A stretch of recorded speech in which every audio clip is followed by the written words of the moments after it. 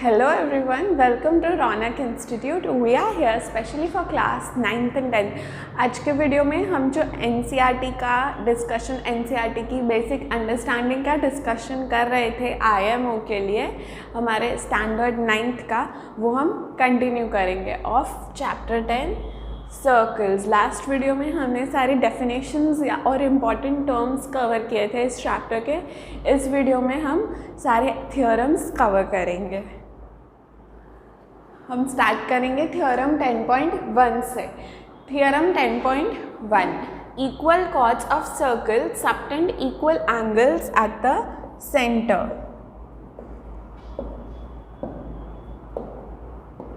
हमारा थ्योरम 10.1 क्या कहता है?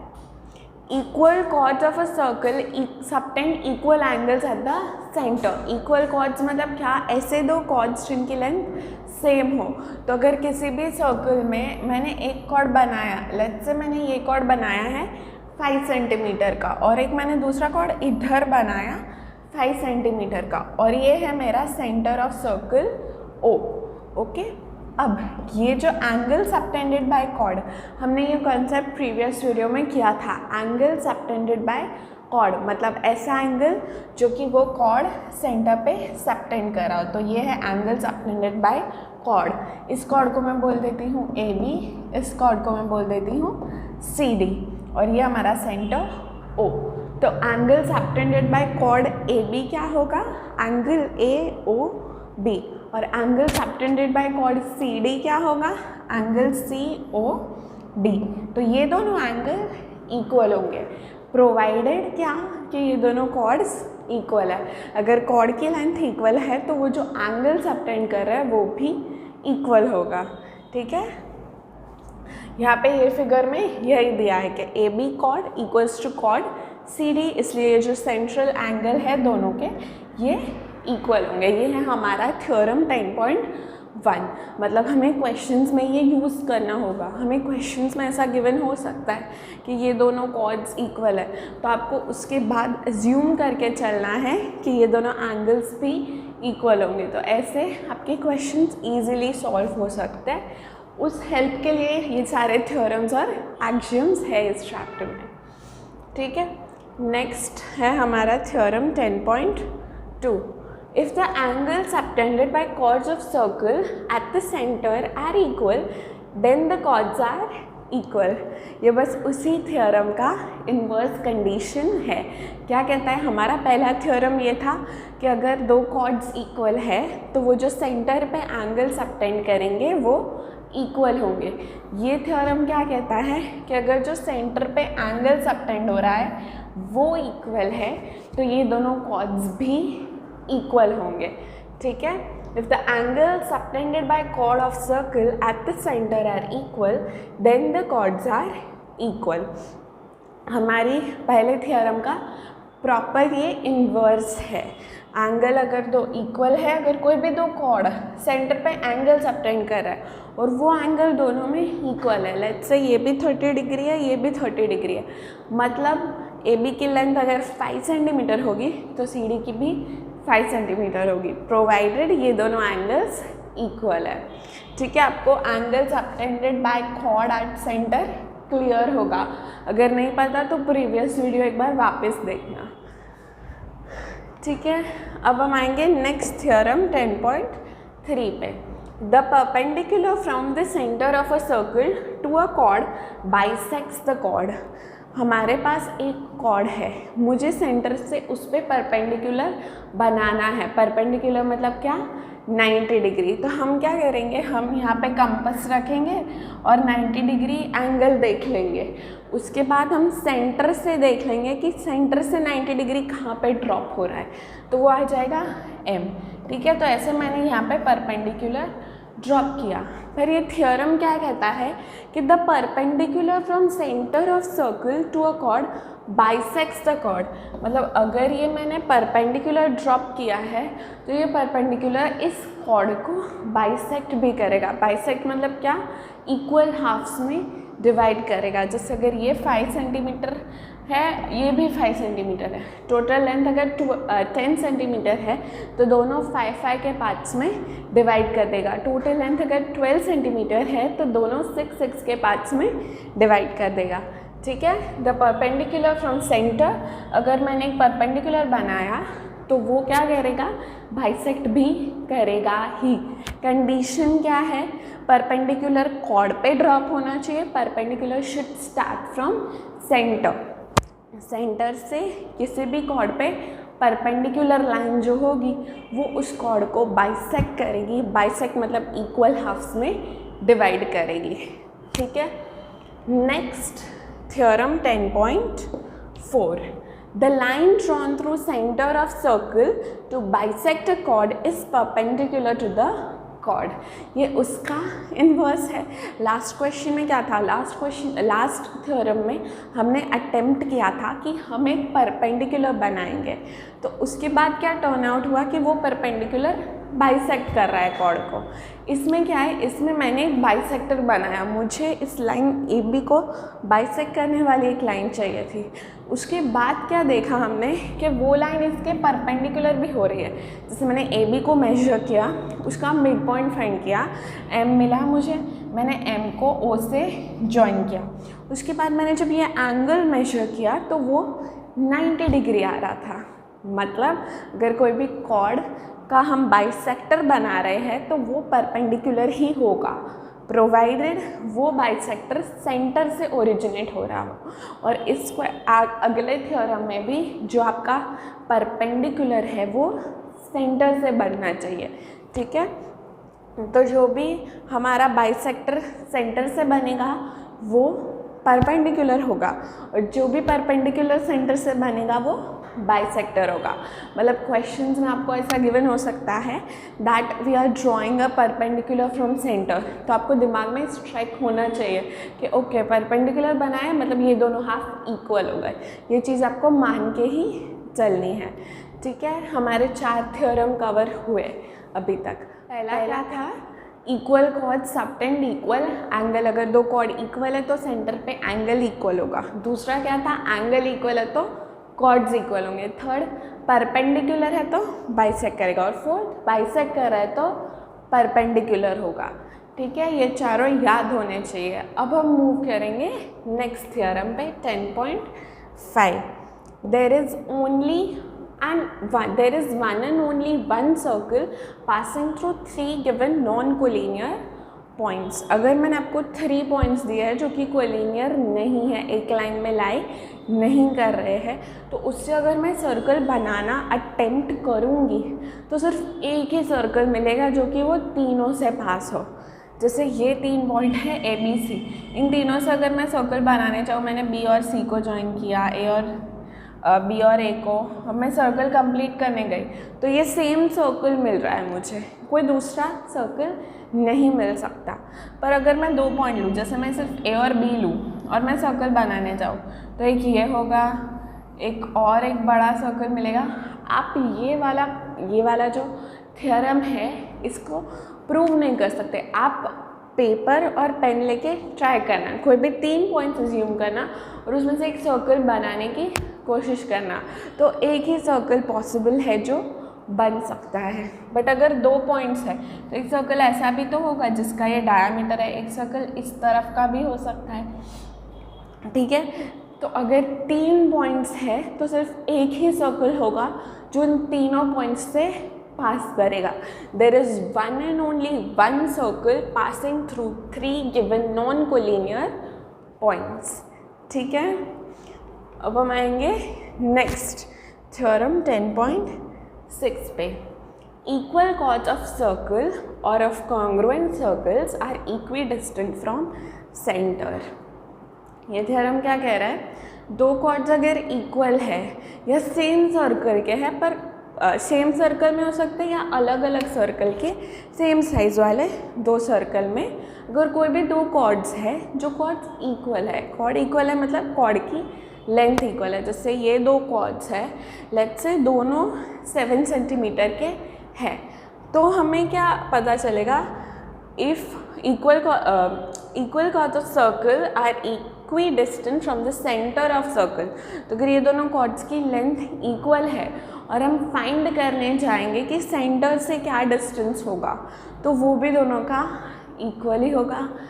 ठीक है, अगर कोई भी दो कॉर्ड्स है जिनकी लेंथ इक्वल है तो सेंटर से डिस्टेंस भी इक्वल होगा। If P Q equals to R S, P Q और आर एस दो कॉर्ड है, अगर वो दोनों इक्वल है देन उनका सेंटर से distance O L equals to O M. P Q का सेंटर से डिस्टेंस क्या है, ओ एल, आर एस का सेंटर से डिस्टेंस क्या है, O M. So if P Q equals to R S then O L equals to O M. ठीक है, equal chords of circle are equidistant from the centre. Next theorem जो है आपका वो इसका कन्वर्स है। Chords equidistant from the centre of circle are equal in length. इसमें क्या बोला है कि if O L equals to O M then P Q equals to R S. ये पहले वाले थ्योरम का कन्वर्स है। मतलब अगर एक सर्कल में ऐसे दो कॉर्ड्स है और अगर हम उन कॉर्ड्स की सेंटर से डिस्टेंस मेजर कर रहे हैं, ठीक है, और वो डिस्टेंस दोनों का इक्वल आया, तो हम ऐसा कह सकते हैं कि दोनों कॉर्ड की लेंथ भी इक्वल होगी। ठीक है, ये क्या है आपका theorem 10.7। Chords equidistant from centre of circle are equal in length. इसमें हम क्या कह सकते हैं, if O L equals to O M then P Q equals to R S.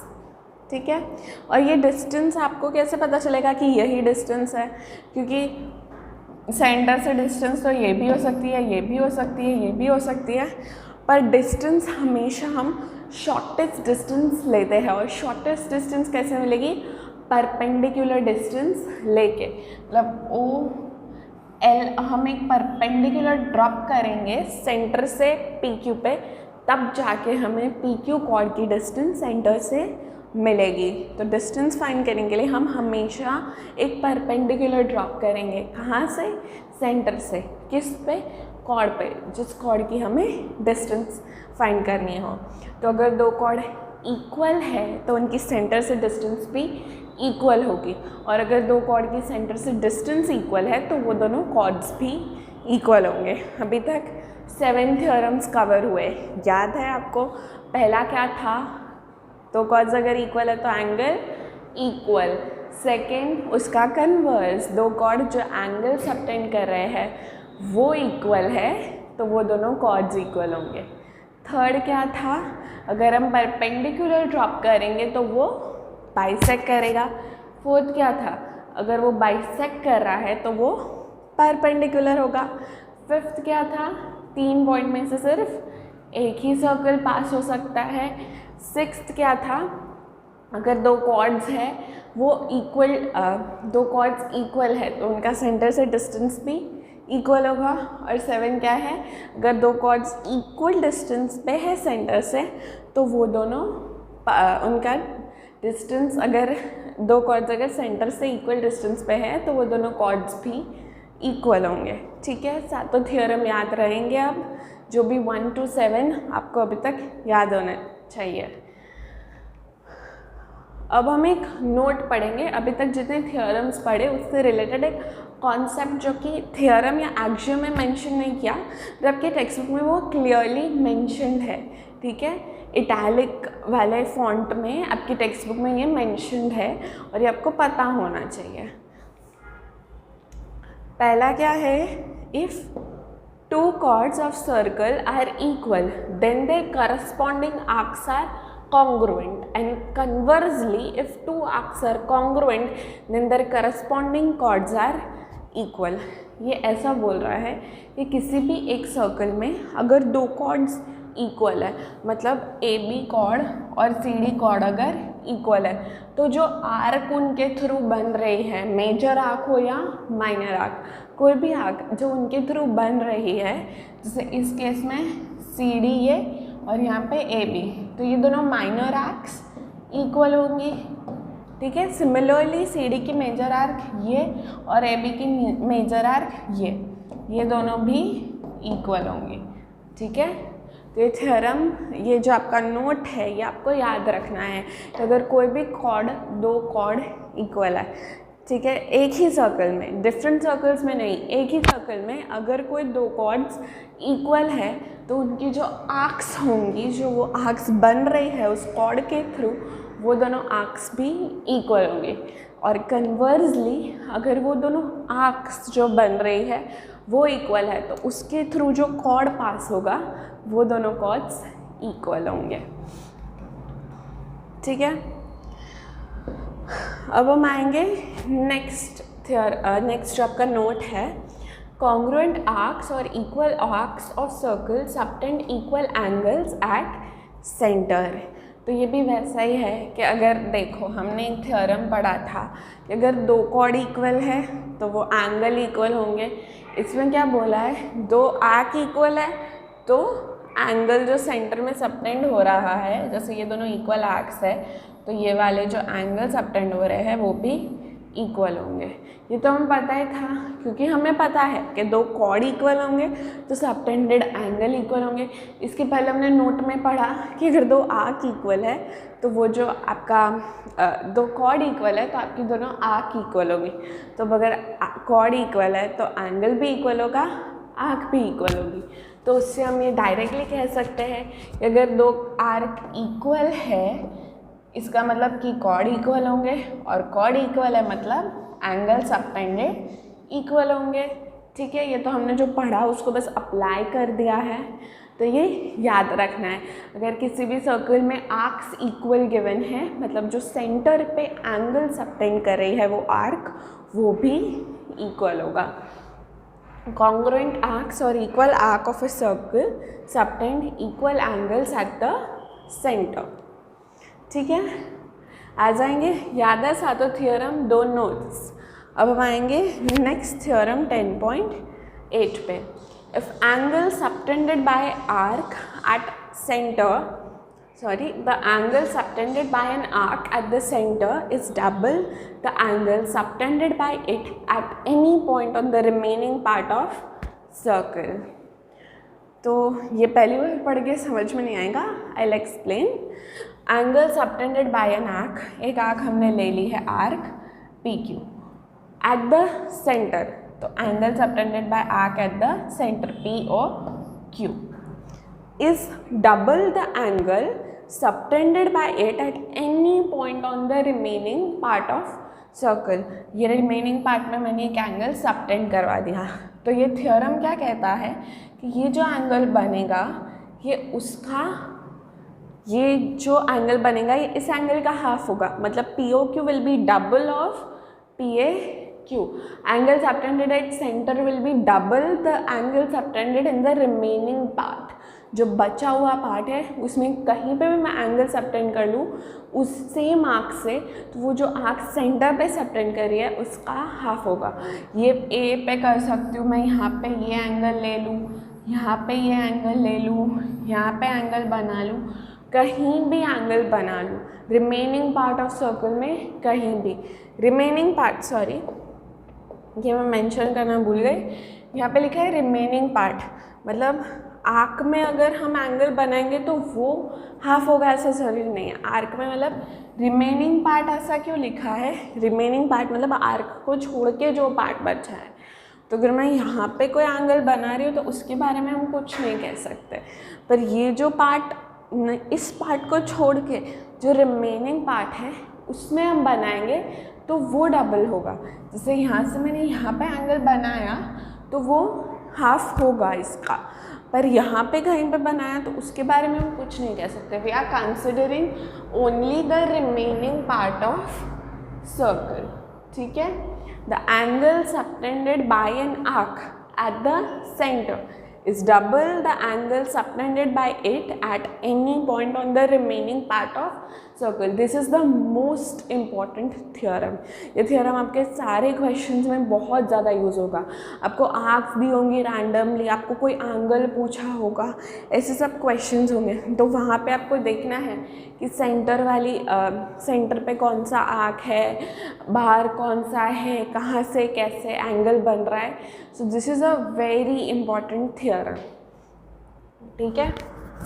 ये आपका ये थियरम का एप्लीकेशन बहुत ज़्यादा होगा क्वेश्चंस में, तो ध्यान रखना जो आर्क है वो सेंटर पे जो एंगल सबटेंड करेगी that is double the angle it will subtend at any part of circle except the arc, only the remaining part, ठीक है।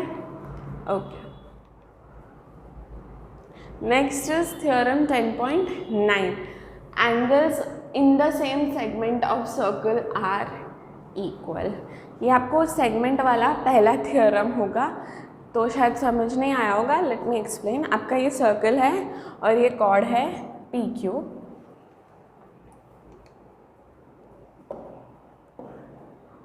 ये सर्कल है और आपका ये कॉर्ड है कॉर्ड पी क्यू, ठीक है। ये किस में दो सेगमेंट में डिवाइड हो गया, minor segment major segment. Okay, अब ये जो सेगमेंट है और मैं पी क्यू से इस ऊपर वाले सेम सेगमेंट में, मतलब या तो ऊपर वाले में या तो नीचे वाले में, सेम सेगमेंट में अगर मैं कोई भी एंगल बना रही हूँ तो सारे एंगल्स इक्वल होंगे। जैसे मैंने ये एक एंगल बनाया, ये बनाया, ये बनाया, ये सेम सेगमेंट में, तो ये सारे इक्वल होंगे। ये आर एस है तो इसको मैं टी यू वी, ये सारे जो एंगल है, angle T R U S V, ये सारे इक्वल होंगे। क्यों? क्योंकि हमने सेम सेगमेंट में बनाए हैं, सेम कॉर्ड लेके। ये कॉर्ड लेके अगर मैं सेम सेगमेंट में कोई भी एंगल बनाऊं तो वो दोनों एंगल इक्वल होंगे, ठीक है। पर अगर मैं यहाँ पे एंगल बना रही हूँ, यहाँ पे ये दो एंगल मैंने बनाए, R S T U V हुआ डब्ल्यू एक्स, ठीक है। तो ये जो W और X है ये दोनों एक दूसरे के इक्वल होंगे, W इक्वल्स टू X, पर W is not equal to T, W is not equal to R। ऐसा क्यों?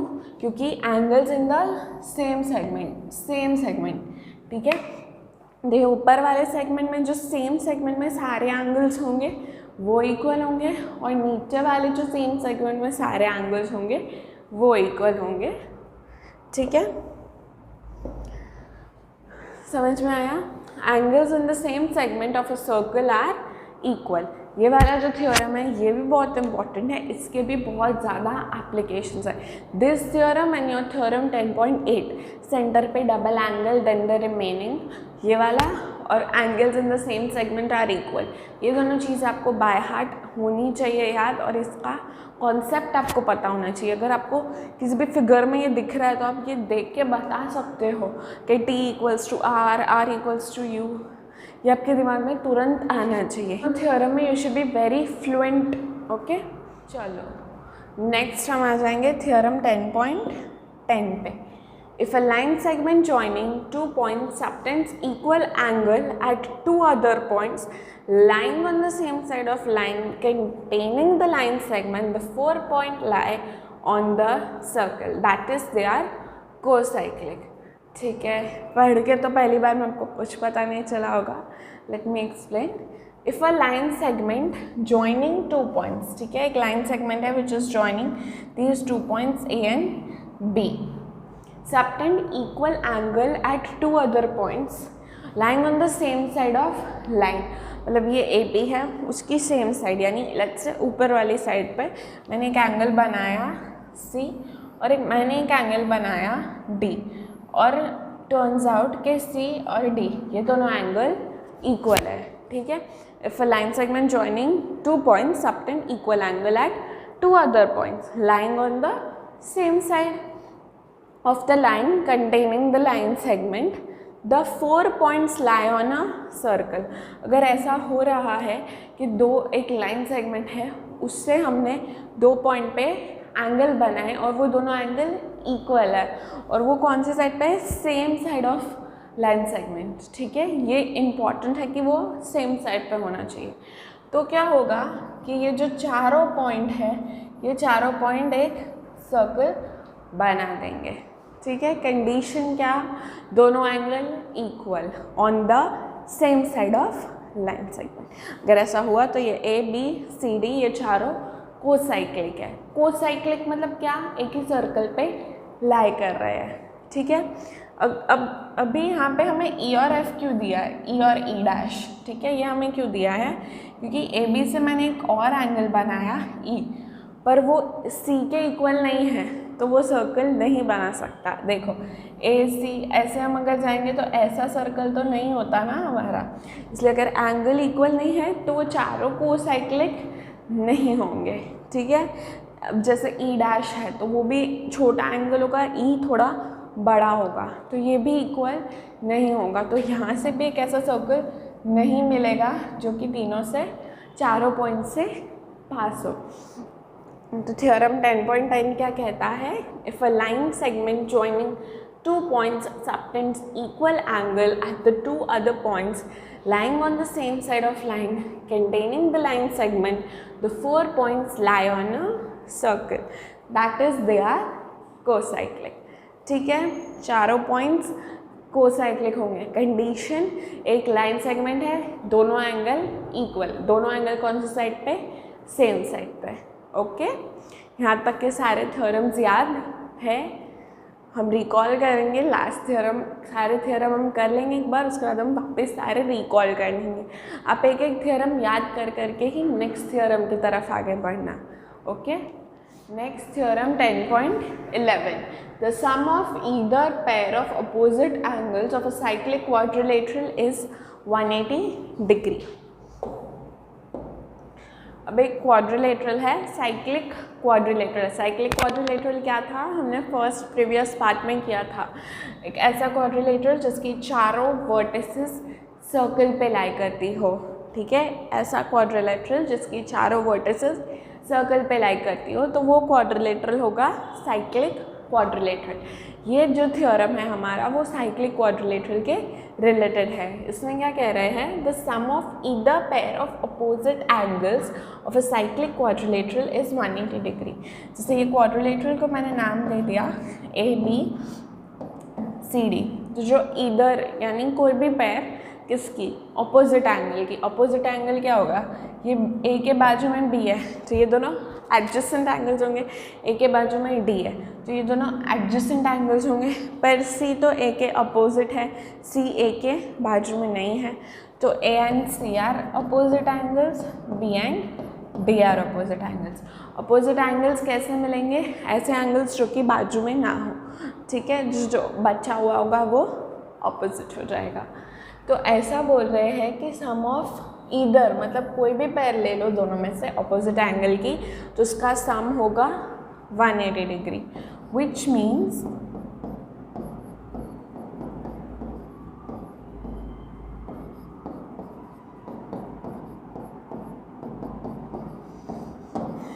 एंगल ए और सी अपोजिट है तो उन दोनों का सम 180 होगा।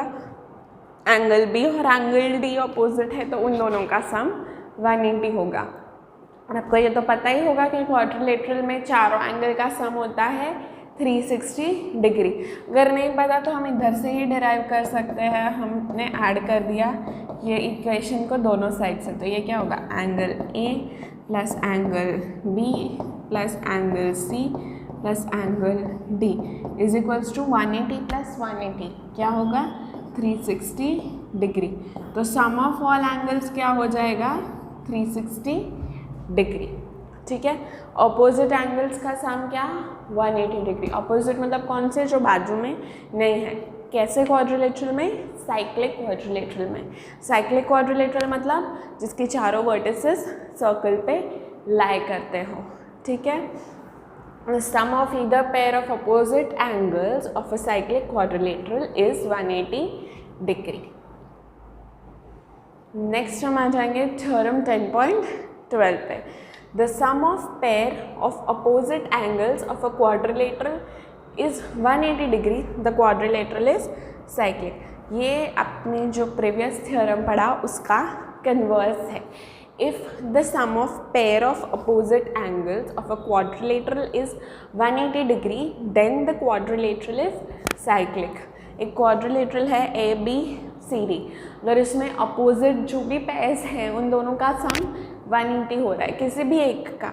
ठीक है, if the sum of a pair, any one pair is 180 degree, then the quadrilateral is cyclic. ठीक है, ये उसका कन्वर्स है। उसमें क्या था, अगर साइक्लिक क्वाड्रिलेटरल है तो अपोजिट का सम 180।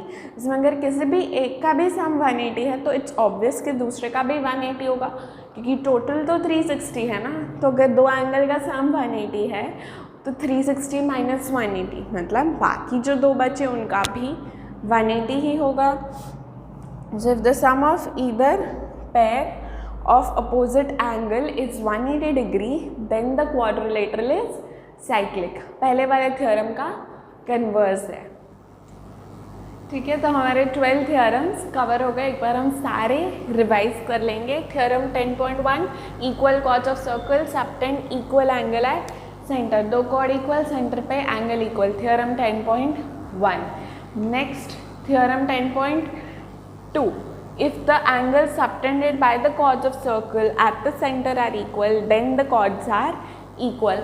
पहला क्या था, अगर कॉर्ड इक्वल है तो एंगल सबटेंडेड सेंटर पे इक्वल होगा। ये क्या है, अगर सेंटर पे एंगल सबटेंडेड इक्वल है तो कॉर्ड्स इक्वल होंगे। 10.3 क्या था, याद करो।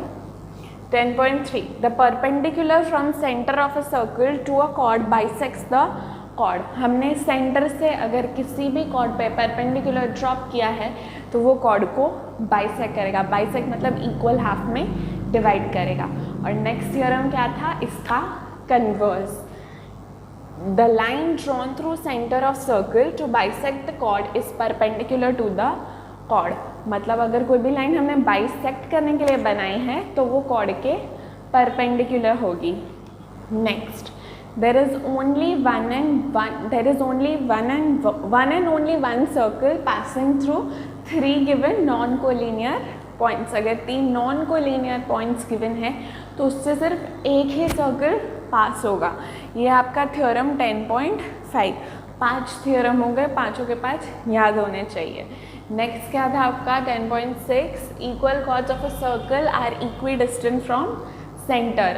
अगर दो कॉर्ड्स इक्वल है तो उनका सेंटर से डिस्टेंस भी इक्वल ही होगा। 10.7 याद करो, इसका converse, if the distance of centre from of two chords are equal then the chords are equal. ठीक है, chords equidistant from the centre of circle are equal in length. पहले क्या था कि अगर दो कॉर्ड इक्वल है तो उनका सेंटर से डिस्टेंस इक्वल होगा। इसमें क्या है कि अगर सेंटर से डिस्टेंस इक्वल है तो दोनों कॉर्ड्स इक्वल होंगे। फिर हमने 2 नोट्स की थी, वो भी आपको ध्यान में रहनी चाहिए। क्या था कि अगर 2 आर्क इक्वल है तो वो कॉर्ड, उनके करस्पॉन्डिंग कॉर्ड इक्वल होंगे, और कॉर्ड इक्वल है तो उनकी करस्पॉन्डिंग आर्क्स इक्वल होगी। ये कॉन्सेप्ट आपको पता होना चाहिए। ठीक है, if 2 chords of circle are equal then the corresponding arcs are congruent, and conversely if 2 arcs are congruent then the corresponding chords are equal।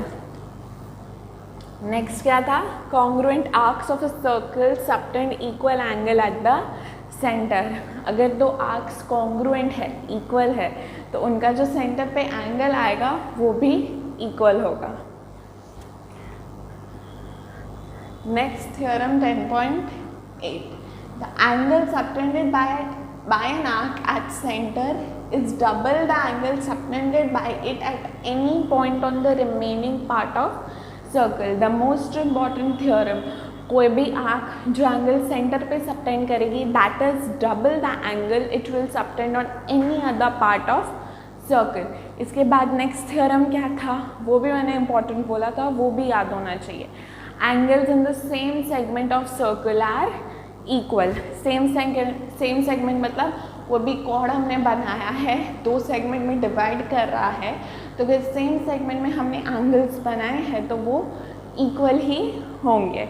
ठीक है, नेक्स्ट 10.10 क्या था, 4 पॉइंट्स थे, वो सर्कल बना देंगे। कैसे 4 पॉइंट्स, 2 पॉइंट्स तो एक लाइन सेगमेंट हो गए, बाकी 2 ऐसे पॉइंट्स होंगे जिन पे वो लाइन सेगमेंट वाले पॉइंट इक्वल एंगल बना रहे हैं, और वो पॉइंट्स कहाँ पे होंगे, सेम साइड पे। ये कौन सा थ्योरम था, 10.10।